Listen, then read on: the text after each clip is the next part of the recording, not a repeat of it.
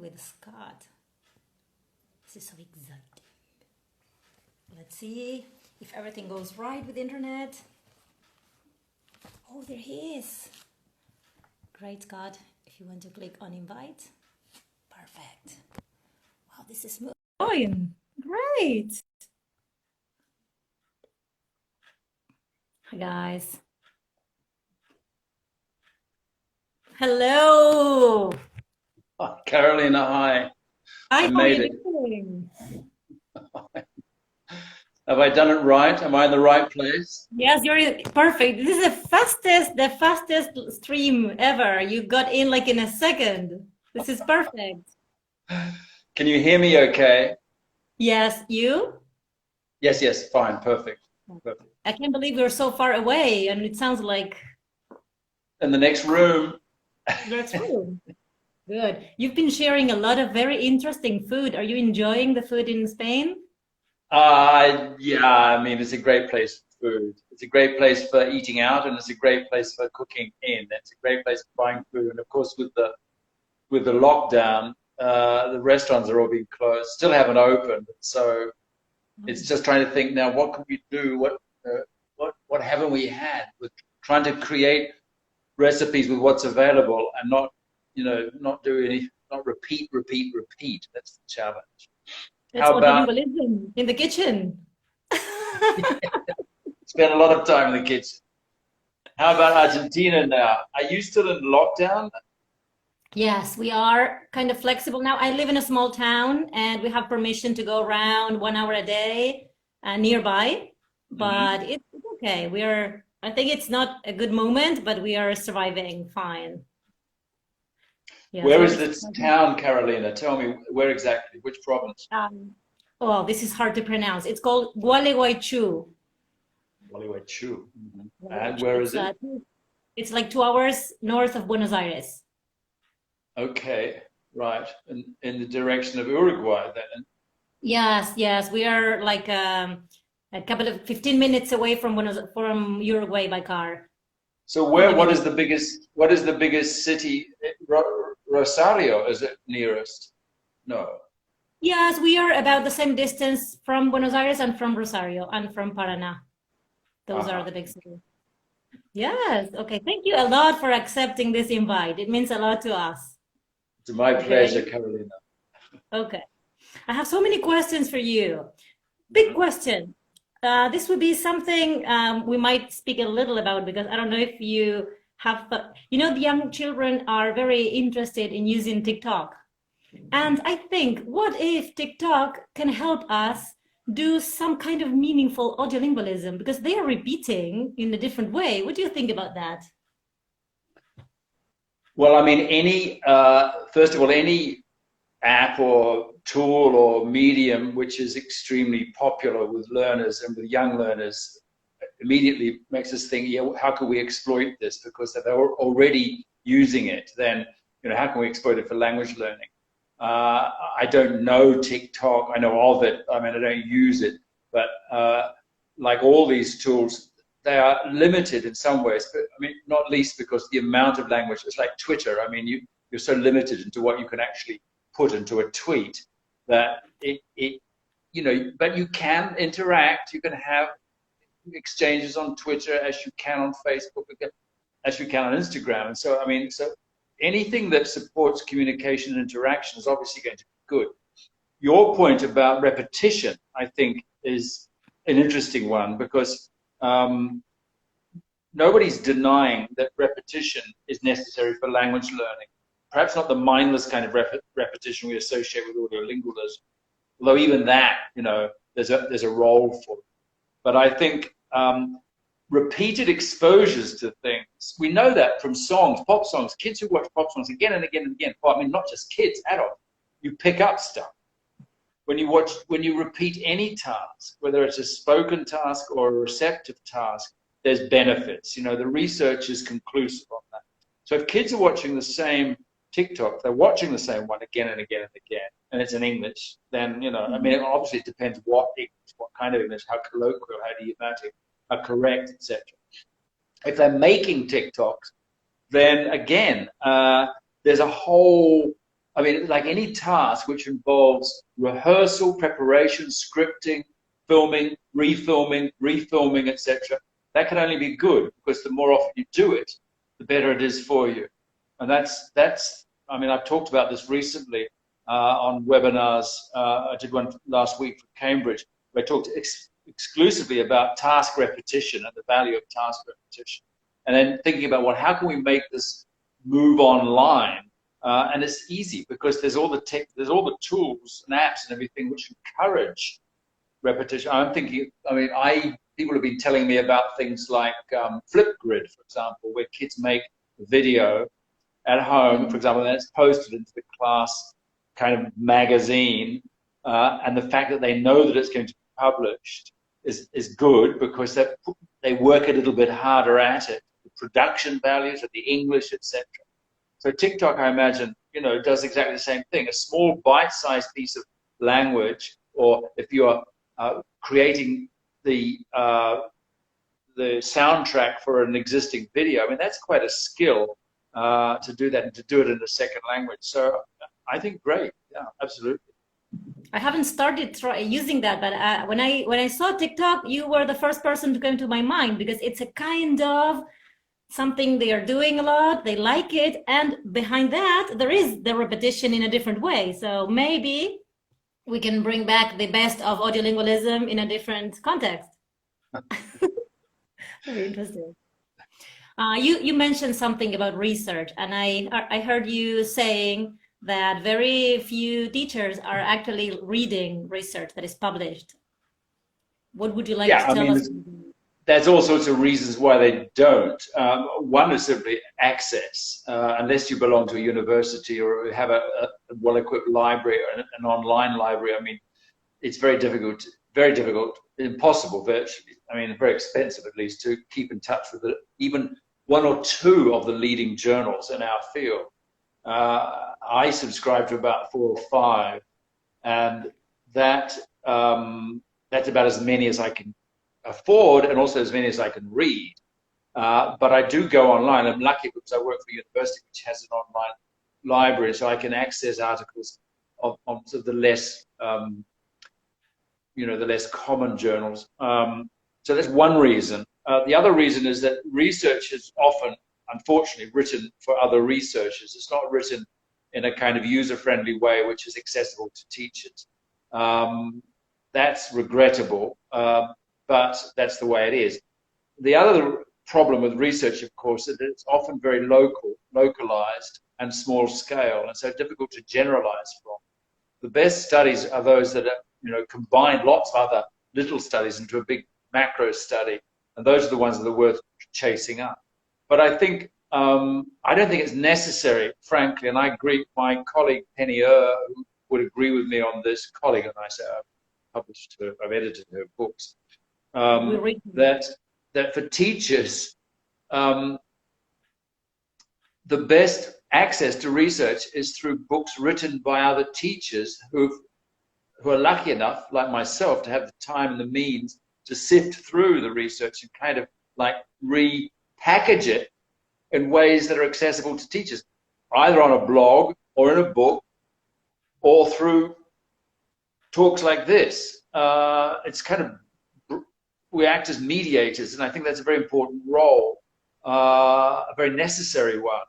But of course, even with mediators, you have to be a little bit, not skeptical, but you must take anything on trust, because even a mediator has their own particular agenda. So I have my agenda, Penny has her agenda. We don't agree 100%, but on the whole we do, because we recognize the practical value of what we're, when we read research, we're looking for, okay, that's really interesting, but what are the implications? How could this impact on actual classroom teaching in a wide variety of contexts? So looking at, there's a lot of people, Jeremy Harmer, Jim Scrivener, Penny, myself, who really make a business of collating the research and trying to keep up to date with it, there's masses of it, and then filtering it and making it accessible and intelligible and relevant to practicing teachers. What would you say are the things you learned recently from research that surprised you or might be helpful for us teachers of English as a second language to students who all speak Spanish? Oof. Well, let me. Okay, here's one. Talking of languages, I mean, for a long time, you mentioned audiolingualism, and audiolingualism. I was trained in Yeah, me too. audiolingualism when I first started teaching, Me uh, too. and hence I have a certain kind of nostalgia for some of those activities in the books. But audiolingualism was predicated on the view that you had to develop a new set of habits for your target language. So if you're learning English, you need to get English habits, and you need to, in a sense, erase any trace of your Spanish speaking habits, whether that's pronunciation, grammar, false friends, vocabulary, etc. And that was very much the reigning theoretical base for language teaching and course book writing and everything in the period when I first started teaching. And of course, it went through a rapid change. And one of the changes that occurred was the sudden realization, well, hang on, the first language is not 100% responsible for all the errors that learners make. I mean, when learners make an error like I working in a bank, and they leave out the auxiliary, you say, well, hang on, I mean, and they're a Spanish speaker, but that doesn't make sense, because in Spanish you would say estoy trabajando un banco. So there's a auxiliary there. So why are they leaving it out? It can't be the first language. It must be something developmental. And so the whole thing shifted towards looking at developmental errors. Oh my God, the speakers who speak Spanish, learners who speak Chinese, learners who speak Swahili, they all sort of make similar kinds of mistakes when they're learning English. So it must be something that's not simply first language. It's not about interference solely. And so the pendulum swang all the way back to, oh, well, it's nothing to do with the first language. It's all about developmental errors, etc. So, in answer to your question, what's I think interesting now, well, hang on, before I get to that point, and then of course they hypothesized that there were these developmental orders. So all learners, regardless of their first language, would make mistakes like leaving out auxiliaries, leaving off the third person s, negating using just no, I know eat fish, for example. All those kinds of errors were common across all language groups. And so you've got the famous morpheme studies, and so you've got learners are going to miss out this, and they're going to do that, and they're going to do that, and that. And well, the interesting research now that's coming through is that actually a lot of these morpheme studies were done in the States, and they actually were based on speakers of Spanish, almost exclusively, because there's many more speakers of Spanish in the States, and these were the experimental, the research guinea pigs, if you like. When you start to actually extend the base of people you're researching, you realize, wow, actually, yes, it's true. Spanish speakers do make these errors, and some Portuguese speakers make those errors too, understandably, because Portuguese and Spanish are very similar. But Japanese, Chinese, they start to see actually there is a strong influence, a much stronger influence for the first language than was hypothesized on the basis of these morpheme studies. And so the pendulum is sort of creeping back and saying, actually, which is something that teachers have always known. You ask any practicing teacher and say, well, what is how do you account for these kinds of errors that my students make? A lot of those errors, they can see, yeah, of course, that's from the first language. That's interference from Spanish. Teachers know that. Now, I'm not saying that all errors come, and there's a lot of positive transfer, clearly, from your first language too, particularly if it's vaguely similar to English. I mean, in the case of Spanish, it would be the positive transfer from vocabulary, because so many words are cognates, are similar. And there's the grammar is not 1,000 miles away between Spanish and it's very different if you're a Chinese speaker or if you're a Vietnamese speaker, for example. Then you've got the phonology in it.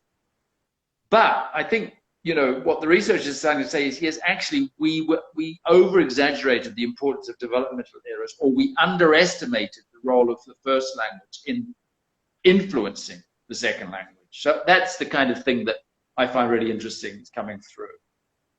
Okay. You mentioned errors, and in one of your conferences, you made a very nice distinction between error correction and feedback. Giving feedback.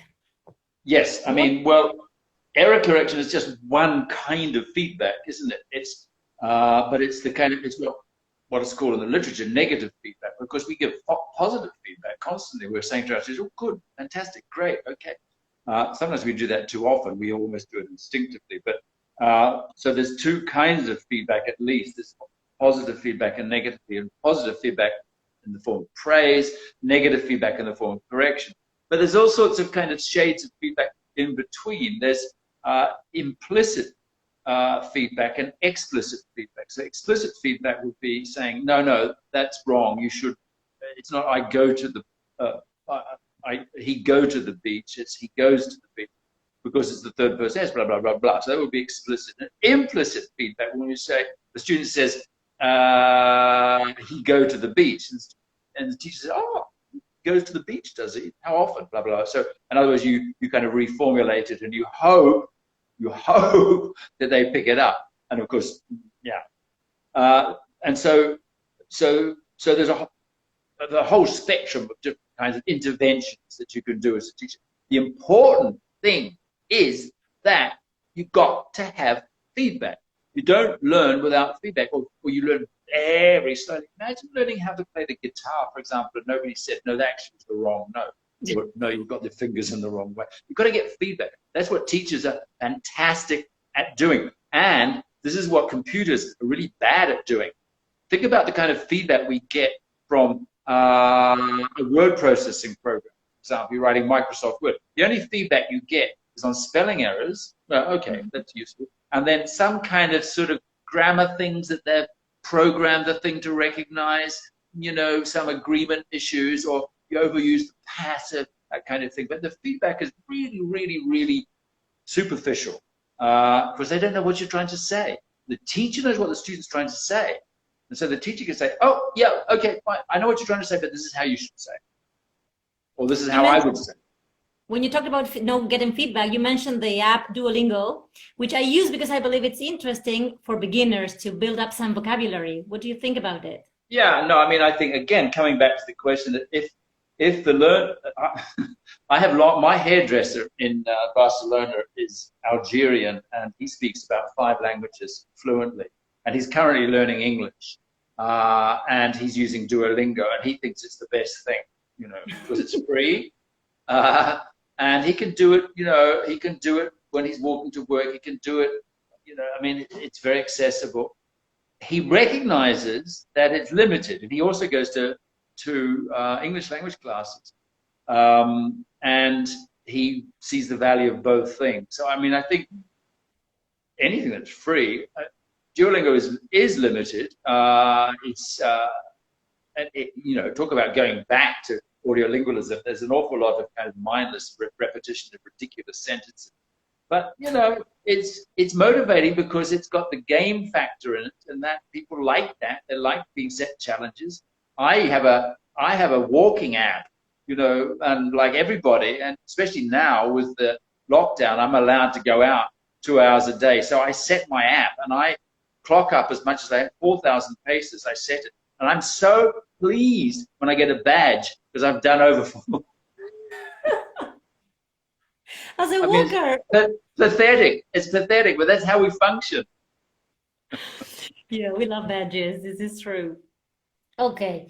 What you know that in Argentina we mainly teach students in high schools. It's a monolingual class, so the shifting to language 1 is permanent, and we find it very hard to do communicative activities, and Dogme is a dream. So what advice can you give us to get rid of grammar-based classes? A revolution, I think. You need to storm the Ministry of Education and burn all the exams that are grammar-based. No, I mean, I think the grammar syllabus is not going to go away in a hurry. There's also some good reasons for having a syllabus like that, at least of all standardization, testing, etc., etc. And you know, and of course, you know, and for certain learners, particularly, learning explicit grammar is really good, and it feeds into their implicit learning. For many learners, it's a bit like learning math or music if you're not musical. Again, I mean, I spent years being. My parents forced me to go to do piano lessons as a child. I'm completely unmusical. I spent hours and hours and hours. I couldn't understand it. I just didn't understand. What's the system here? Why are there, you know, 8 notes in an octave? And what's the difference between a sharp and a flat? It didn't make sense to me. Like algebra didn't make sense either. I just didn't have a natural aptitude for it. And I shouldn't have been doing it. And I think learning a language through grammar, for many learners, it's like that. It's learning algebra or something. I think, no, I'd just rather, I'd rather just listen to songs and play games, basically. But having said that, I think there's a very good case, and again, all the research is suggesting, yeah, we need to have, if students are left to their own devices and just talk amongst themselves, you know, it's like learning without feedback. You're not going to get very far. You need to focus on form. That's what grammar is essentially. It's focusing on the forms and getting the forms right. But you need to focus on meaning. And if you can steer a track between those two aims of language learning, form on the one hand and meaning on the other. My preference, of course, is to start with meaning. You start with the meanings that the learners want to express. This is the whole point of the communicative approach. The communicative approach in the 1970s was all about, center the whole instructional process not on a list of structures of grammatical items, but on the kinds of meanings that people want to express. And then more than that, get the learners to say what they want to mean, you know, by putting them into a situation that say, okay, you know, this is what you do with a one-to-one student. You say, okay, what is it you need to know? You tell me and I'll tell you how to say it. I mean, same principle extends or could extend to classroom. Now, it's not, clearly it's not feasible. You've got a group of adolescents who are preparing for an exam and there's 30 of them in the classroom and they're not that motivated to learn English. You can't see the point of it. So you can't just start saying, you know, tell me what it is you want to say. But you can, you know, I think weave a way through. So it's not all just doing grammar exercises, teaching grammar. I mean, and turning the whole thing into this appalling slog through all the different structures and forms. If at least you balance that with activities where the learners, in a very safe, unthreatening way, can talk about things that they want to talk about, or write about things that they want to write about, or bring in things and tell the rest of the class, you know, about their favorite hobby or their favorite piece of pop music or whatever. So that some of the lessons at least are centered on the meanings that the learners want to express. Trying to organize that is not incompatible with having a grammatical syllabus and exams and blah, blah, blah, blah. But it's worth doing because that was the whole principle behind dogma. So just open up the classroom a crack and let the light come in.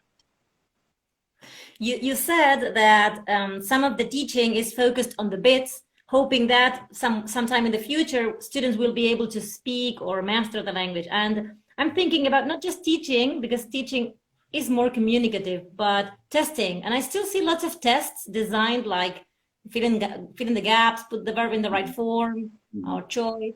So how can we help? Because it's difficult to assess a dogma approach. So how can we assess them? Yeah, I mean, it always comes back to testing. And I think testing is obviously a lot easier when it's just filling in gaps and doing dictations and things like that. It's easy to control. Communicative testing is difficult, but I mean, I always come back to the analogy. If you wanted to test, say, an athlete, and you wanted to compare 2 athletes to see which was the fastest runner, for example. So what you could do discrete item testing. You could measure their heartbeat, their lung capacity, their muscles, their strength, and so on. You could do a whole battery of medical tests, and you could come out and say, yeah, I think this runner is probably better than this one. That would be one approach. The second approach, where you say to the 2 runners, you say, do you see that tree over there? Well, on your marks, get set, go. And they run. And the one who gets to the tree first is the better runner. And that's performance testing. You're testing the performance. You see what they can do. So in a language classroom, saying, okay, let's say that you know, one of the syllabus objectives in a syllabus which is vaguely communicative might be to narrate a simple. I mean, I'm thinking of things that are in the European framework, simple tasks like, or skills or competencies, like to be able to tell a simple story about a a past incident. Say, okay, let's do it. I mean, it's not rocket science. All I have to do is record you. You do it. You can rehearse it 2 or 3 times, and I record you, or you record yourself. And then we have a rubric, which is a few things: fluency, accuracy, complexity, pronunciation. Yeah, but not just grammar, not just accuracy, but the whole caboodle. So, okay, so what are the things we're looking for? Maybe 3 or 4 things. It's not impossible. It's more difficult than doing gap fills, but at the end, it's much more valid because you want students to be able to perform, to do these things in English. So why don't we get them to do them in a test?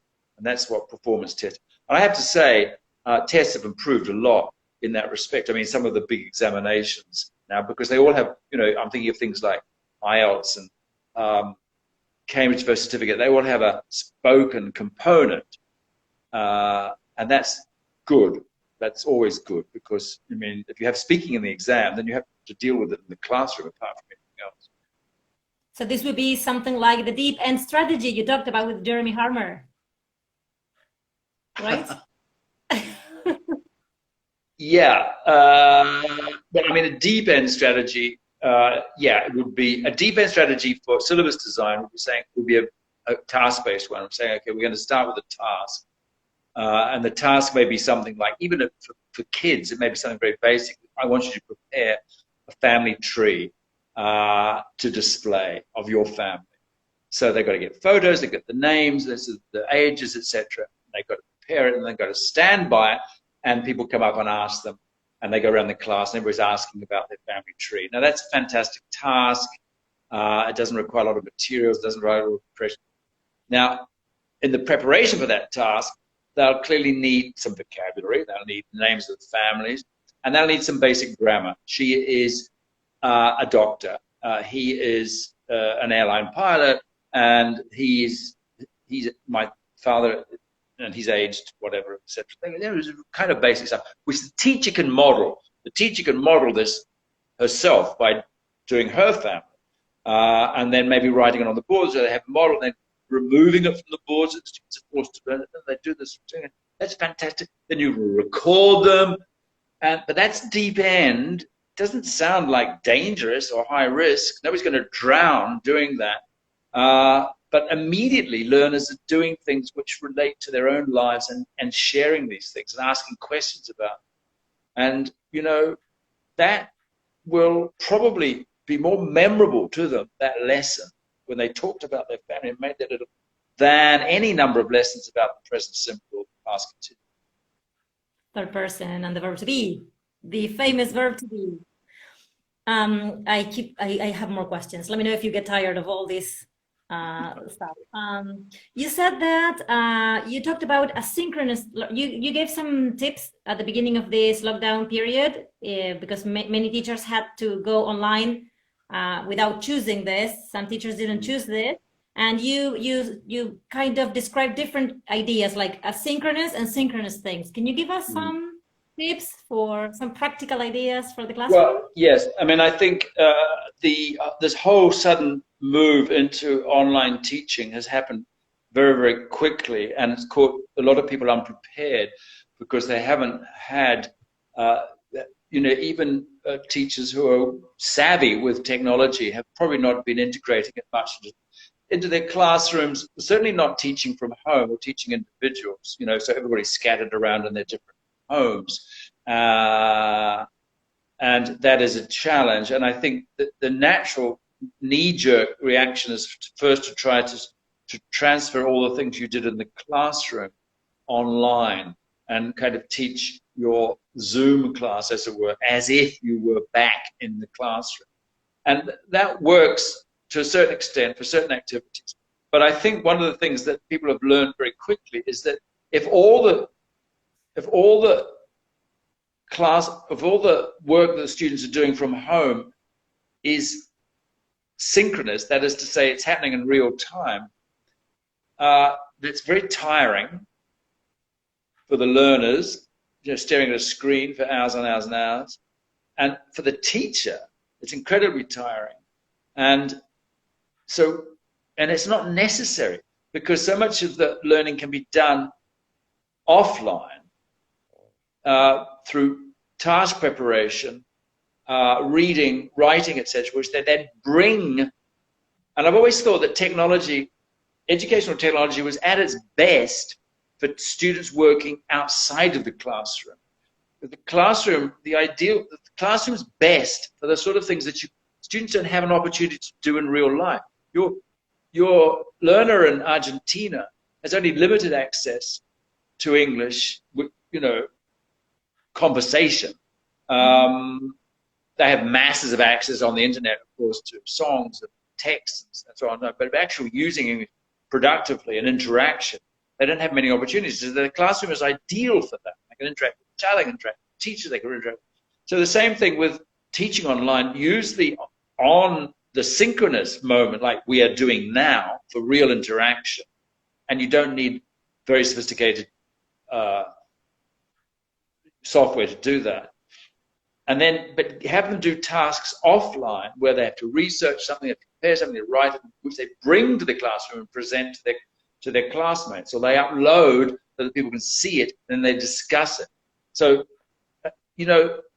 I wouldn't want to put a proportion on this, but I would say the amount of synchronous face-to-face teaching need only be a tenth of what's going on, because 90% of it they're doing, and not on screens either necessarily. I mean, you can't spend 20 hours on a screen, staring at screens. They're doing other subjects as well. And give them a break, for heaven's sake. So read a book. I mean, there's lots of other traditional things you could do without having to be locked onto a screen all day. All day, that's terrible, yes. You mentioned in one of your videos that there's this question, should we bring real life to the classroom, or should we bring the classroom to real life? We would like to hear that in more detail. Well, I mean, yeah, that's a quotation from a book that was written in 1956 by Peter Strevens, who was teaching in what we would call now the developing world, and where there was limited technology, zero technology essentially. They were lucky to have books, but he felt very strongly that you could make the language come alive. Somehow you could make the classroom more porous, what we would call porous, or permeable, so that there is. And of course, now with technology, that is so much easier, because you can bring the outside world into the classroom, and you can take the learners into the outside world. Now, that's also something that they can be doing in their own time. There are a lot of tools available for people to interact with other speakers of other languages, if they want to learn Turkish or whatever, and clearly also of English, if they can. If they want to. So, I mean, they don't have to be always talking to their classmates or their teachers. There are plenty of possibilities. We used to get students to have pen friends. Remember that? You'd have a pen with a list of people, and they'd write letters to somebody in Costa Rica or whatever. Well, I mean, that with Skype and everything is just so much easier. I mean, it's just a matter of organizing. But again, something teachers could possibly think about is putting class in touch with class somewhere else in the world and having paired off and exchange. But anything that can be done to keep the language being used in real life interactive ways can only be good. And it needn't be speaking either. It could be writing, texting, chatting, all those kinds of things. Can you imagine apps that you have been able to use or know about that might help us teach communicatively, or we can use at the moment, apart from the internet itself? Well, I'm not a great, I mean, I'm not I'm not the person to ask about the state of the educational technology, the apps. There's a billion apps out there. I think anything that puts people in touch with each other, one thing that's interactive, or has potential to, or that encourages creativity of some kind, like you were talking about TikTok, for example, and or provides access to input through listening and reading, or both. And, you know, I mean, there's masses of material out there which has been prepared specifically for language learners, for listening, video viewing, etc., as well as the stuff that's not been prepared for language learners, but is still might be intrinsically interesting, like YouTube, etc. So, I mean, there's all this stuff that's been around for some considerable time now. I mean, so to provide input, the challenge is to find apps that have productive capacities, where students are actually producing language in real time, and it is real language, not just mindless repetition of Duolingo sentences, for example. They actually are communicating on chat programs or whatever. But I mean, you know, we know now that the prerequisites for learning a language are relatively, or developing proficiency in a second language, are few. I mean, they need input, and a lot of input, both spoken and written. They need a focus on form. So that's where the feedback is important. Unfortunately, there's no app that I know of that gives good feedback. That's something that teachers still will have to do. But they can also focus on form through doing mindless exercises. You know, there's nothing wrong with that. We've got the time to do it. But people have been for years using grammar reference books with, you know the ones, English grammar and use, etc. Absolutely nothing wrong with that. But it's not the only thing. They also need, so input, what do they say? Focus on form, production, opportunities to produce, yes, feedback, production and feedback, and interaction, ideally. So not just production when they're speaking to a camera and recording themselves, but actually interacting with another person in real time. Now, that's where, you know, so it gets increasingly harder to engineer that, even with the technology we've got. You can engineer exposure to input massively, that's zero problem. You can engineer focus on form to a certain extent. What you can't, which is increasingly more difficult, but it's still possible, is interaction, production, and feedback. And that's why we'll have classrooms in the near and probably distant future, because classrooms and teachers are still the best people at being able to do that. You mentioned chunking and how chunking can lead to fluency. Is that right?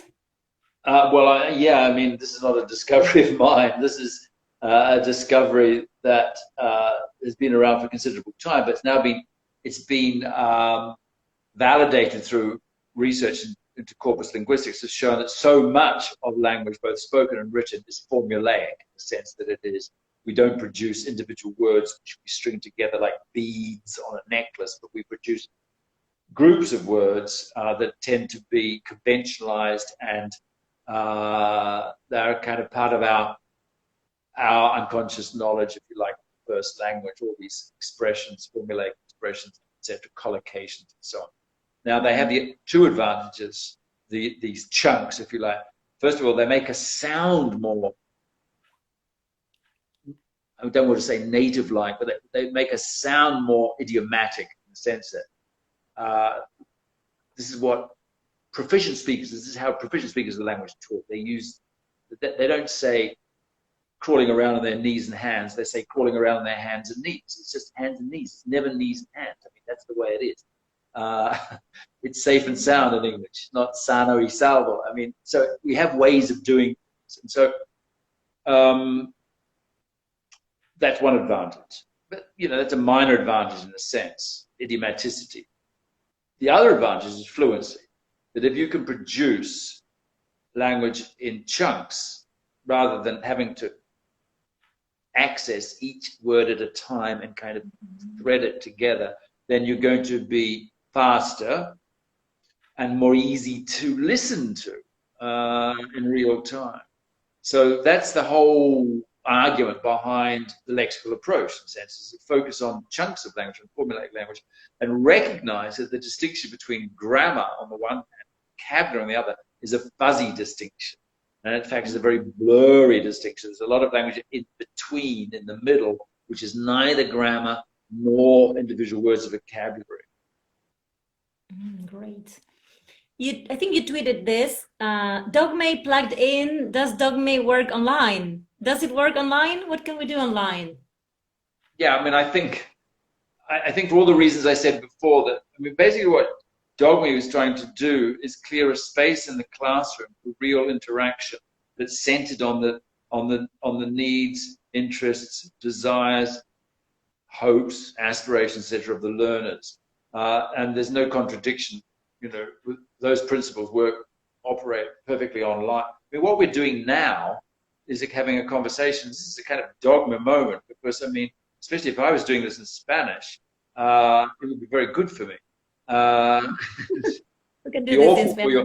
Be awful for your audience, but I mean, and I would learn a lot from this and from doing it a few repeated times. That's the kind of thing that technology, when it feeds into those basic principles I outlined before, input, production, interaction, feedback, those are all, you know, they're pre-technological things, but they can be simulated to a large extent, or a lot of them using technology. So the online classroom, and that's what I say, the online classroom, those synchronous moments, those valuable moments should be, I think, just as the real classroom should be centered on the real interaction, you know, not just flogging through a whole lot of grammar exercises. This is ridiculous. What a waste of time. Do that off-site. Do that, you know, but use the time you have for this, yeah, real contact communication.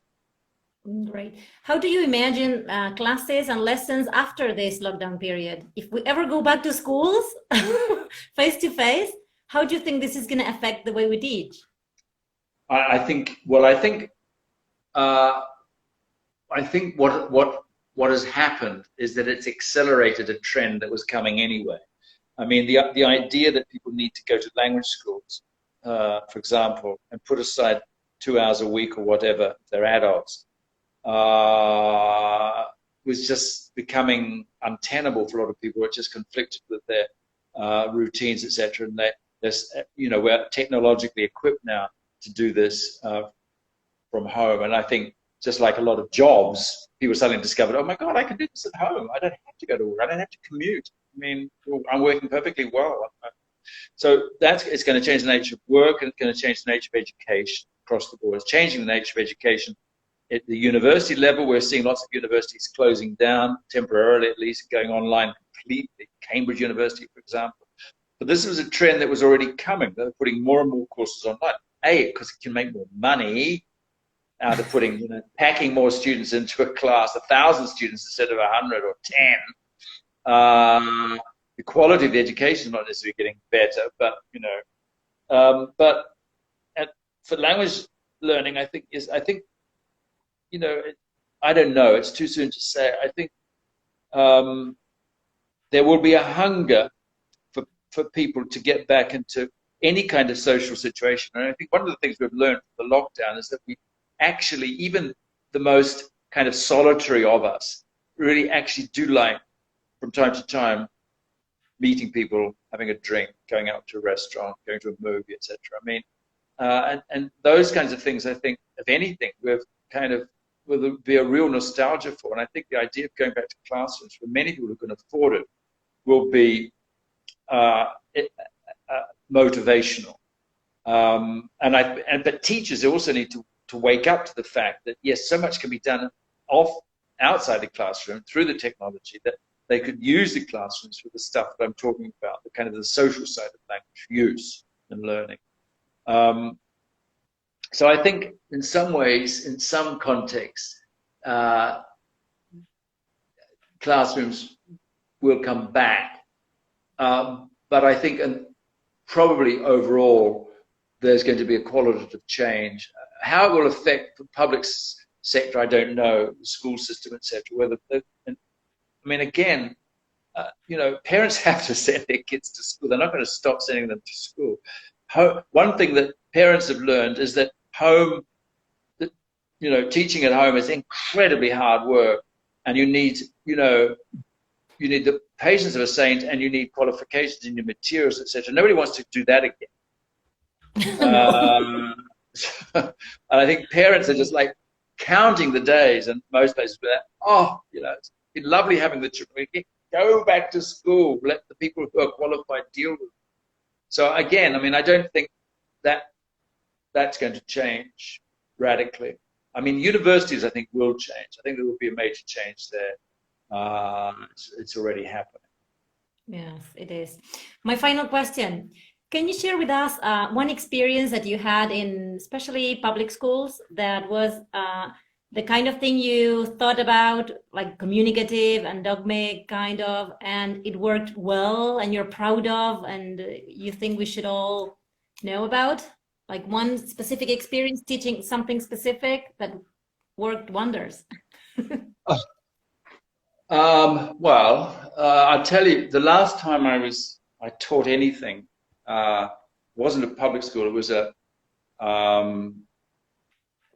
a private school in Russia. I was there doing a series of talks, and I was asked if I would go in and meet the children, because they had children's classes, and they had 3 schools in this town, large town about 200 kilometers out of Moscow. And so I said, well, okay, fine. Great, yeah. So they brought in, it was about 60, well, no, not that many, maybe about 40 kids of a range of ages, from sort of 8 through to about 14, I suppose, and a range of abilities. And then their teachers were there too. And then I discovered, to my horror, that I thought I was just going to meet them, say hello, and then that was it. But no, I had to teach them a lesson. And with no preparation, no visual aids, these kids were sitting on the floor. They had pen and paper, mercifully. And the teachers were watching it with great expectation to see this guru who had been airdropped into this Russian town teach these Russian children English. So I just did a dogma lesson. I did one of the classic kind of dogma lessons from Teaching Unplugged, from the book. We started off them asking me questions, and then what did I do then? Oh, that's right. I got them to write questions in groups for me to ask about my trip to Russia, and then they had to use those questions to create a text about my trip to Russia. And they did that, and it was chaotic because of the levels and the age groups and the children on the floor. And I had sciatica and I couldn't bend, but they produced these fantastic texts, and the teachers who were watching, it was like, I don't know. I think they were impressed, because there I was with these kids I never met before, and I managed to.